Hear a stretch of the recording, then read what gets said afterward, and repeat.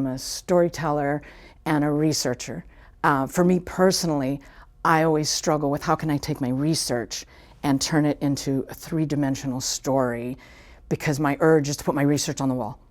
Deb Friedman is the volunteer curator at the Tacoma Historical Society Museum. And nobody really wants to read my research on the wall. They want to see the really cool sweater that Gretchen wore in the Olympics. This year, Friedman developed a special exhibit honoring not only this year's centennial of the signing of the 19th Amendment, which gave women the right to vote, but also honoring 75 Tacoma women whose role in history have been overlooked or are even making history right now. I have realized over the years that history, which is often historically written by men, has been his story, not her story.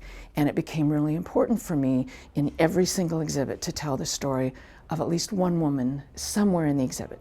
These stories range from local women artists to overlooked women athletes like Stadium High School graduate and 1948 gold medalist Gretchen Fraser. Gretchen actually was on a Wheaties cereal box, one of the very, very first women to do that. She also was featured in full-page ads in comic books, because that was a really important medium.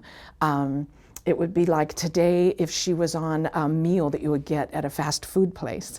Another woman being honored is Karen Vial, Tacoma's first woman mayor, who passed away in July. Because over the past couple weeks, I've been able to listen and watch a video of Karen Vial telling her story about her ancestors and her time in Tacoma.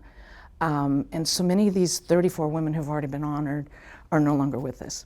Although this exhibit honors 75 influential women, Deb says it's only scratching the surface when it comes to the immense historical contributions made by women. For me, this exhibit only represents a tiny, tiny slice of the many women in Tacoma who've been impacted. And it is only a start at telling our history.